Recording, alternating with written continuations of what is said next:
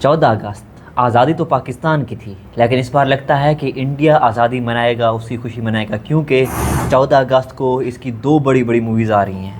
एक लोकेश कनगराज की कूली और दूसरी वार 2। दोनों ने बहुत ज़्यादा हाइप बनाई हुई थी, लेकिन एक सरप्राइज़ मूवी भी आ रही है इसी दिन, और वो सरप्राइज़ क्यों है वो मैं आगे चल कर बताऊँगा। लेकिन क्या ये कूली और वार दोनों एक्सपेक्टेशंस पर खरी उतरेंगी या नहीं, क्योंकि इसके ट्रेलर से हमें अंदाज़ा लग चुका है।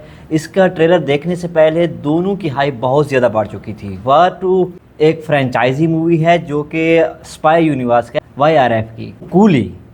कूली लोकेश कनगराज की तकरीबन कोई 7वीं मूवी होने वाली है, और ये बंदा सिर्फ 10 मूवी बनाएगा। कूली LCU के साथ कनेक्ट होगी या नहीं होगी, इस पर भी बाद में बात करें। जब तक इसका ट्रेलर रिलीज़ नहीं हुआ था तब तक हमें लग रहा था कि ये बहुत बड़ी मूवी आ रही है या फिर इसे पैन इंडिया लेवल पर रिलीज़ किया जाएगा, लेकिन अब लगता है कि ऐसा नहीं है, क्योंकि जितनी ज़्यादा इसकी हाइप बनाई गई थी, अमेज़ॉन की पैकिंग पे इसके पोस्टर छापे जा रहे थे, वो सारी चीज़ें बेकार होती नज़र आ रही हैं, क्योंकि इसका ट्रेलर इतना कोई ज़्यादा ख़ास नहीं था। वो टिपिकल एक साउथ वाली मूवी है जिसमें एक बहुत बड़ा गैंगस्टर है और वो किसी को बचाने के लिए लगा होगा। ये लोकेश कनगराज की विक्रम का एक ऐसे कह लो कि स्टैंड अलोन है। इसके अलावा हमारे पास आती है वार 2 एक VFX पर बेस मूवी है स्पाई यूनिवर्स की, और इसकी जितनी भी स्पाई यूनिवर्स में मूवीज़ आ चुकी हैं सारी सेम ही टॉपिक पर हैं। पाकिस्तान इसका दुश्मन होता है और इनकी एक्शन कोरियोग्राफी भी सेम है।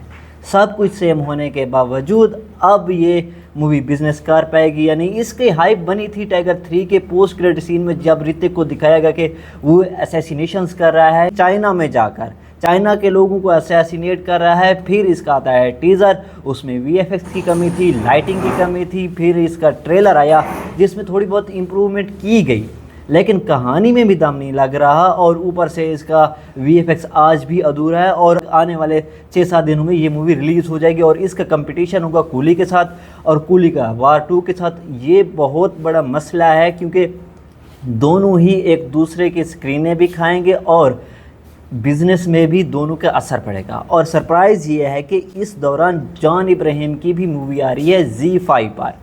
जॉन इब्राहिम की ये मूवी लगभग 2023 में बन के कंप्लीट हो चुकी थी और वो आने वाली थी, लेकिन किसी वजह से उसको रिलीज़ नहीं किया गया। और फिर अब जॉन इब्राहिम की मूवीज़ काम नहीं करी थिएटर्स में, जैसा कि हमने डिप्लोमेट के साथ देखा। मूवी अच्छी थी लेकिन ऑडियंस ने इसको तवज्जो ही नहीं दी, इसलिए इसे ZEE5 पर रिलीज़ किया जा रहा है। मुझे लगता है कि ये इन दोनों से अच्छी मूवी है, और एक्शन कोरियोग्राफी जो इसमें दिखाई गई है, जब वो ब्लास्ट होता है तो ब्लास्ट के अंदर इंसानों के साथ क्या होता है, किस तरह वो पीछे धकेलते हैं, किस तरह से उनको चोटें लगती है, ये सारा कुछ इसमें स्लो मोशन के साथ दिखाया गया है, और वो चीज़ देखने में मज़ा आता है। और ऐसी चीज़ें बहुत सारी मूवीज़ नहीं करती, क्योंकि उन्हें A-रेटेड मूवीज़ बना दिया जाता है कुछ ही सीन की वजह से।